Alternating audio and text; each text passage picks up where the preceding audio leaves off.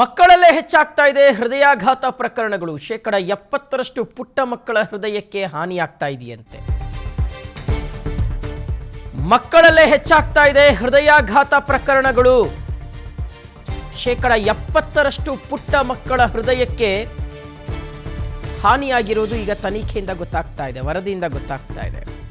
17% ಮಕ್ಕಳ ಅಪಧಮನಿ ಡ್ಯಾಮೇಜ್ ಆಗಿದೆ. ಕಿಮ್ಸ್ ಅಧ್ಯಯನದಲ್ಲಿ ಶಾಕಿಂಗ್ ಮಾಹಿತಿ ರಿವೀಲ್ ಆಗಿದೆ.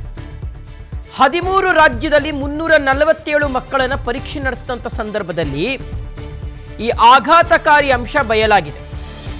ನೋಡಲ್ ಅಧಿಕಾರಿ ಡಾಕ್ಟರ್ ರಾಮ್ ಅವರ ನೇತೃತ್ವದಲ್ಲಿ ಒಂದು ಅಧ್ಯಯನ ನಡೆದಿದೆ. ಧಾರವಾಡ ಜಿಲ್ಲೆಯ 62 ಶಾಲೆಯ ಕಾಲೇಜುಗಳ ವಿದ್ಯಾರ್ಥಿಗಳನ್ನು ಪರೀಕ್ಷೆಗೆ ಒಳಪಡಿಸಲಾಗಿದೆ.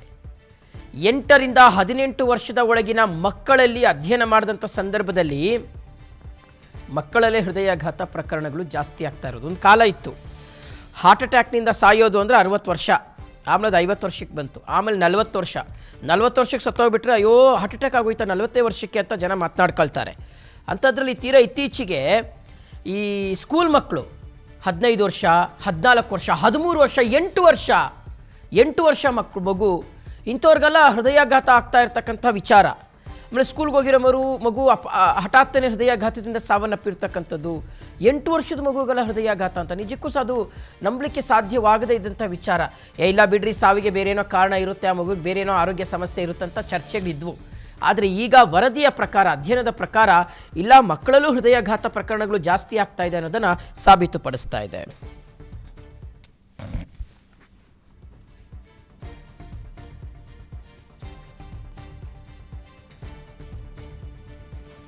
ರಾಮ್ ಕೌಲ್ಗುಡ್ ಅಂತೇಳಿ ಇಲ್ಲಿ ಮಲ್ಟಿ ಡಿಸಿಪ್ಲಿನರಿ ರಿಸರ್ಚ್ ಯೂನಿಟ್ ಇನ್ KMCRI ಒಳಗದ, ಅದರೊಳಗೆ ನಾನು ನೋಡಲ್ ಆಫೀಸರ್ ಅಂತೇಳಿ ಕೆಲಸ ಮಾಡ್ಲಿಕ್ಕತ್ತೀವಿ.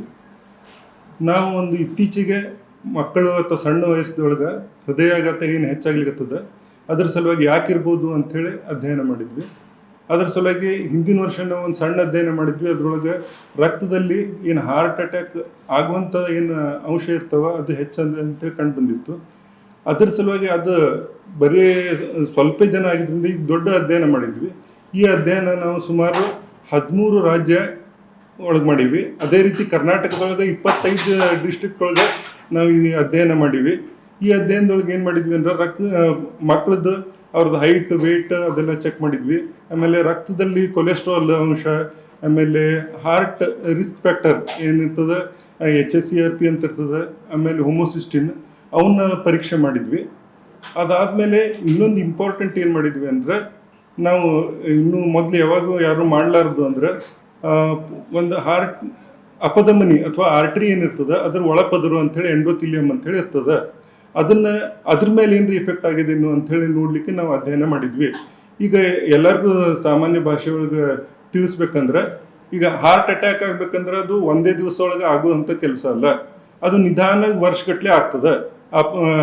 ಅದೇನು ಪ್ರೊಸೆಸ್ ಇರ್ತದೆ ಅದ್ರೊಳಗೆ ಮೊದ್ಲೇನಾಗ್ತದೆ ಅಂದ್ರೆ, ಮೊದ್ಲು ರಕ್ತದೊಳಗೆ ಕೊಬ್ಬು ಅಂಥದ್ದೆಲ್ಲ ಪದಾರ್ಥ ಜಾಸ್ತಿ ಆಗ್ತದೆ.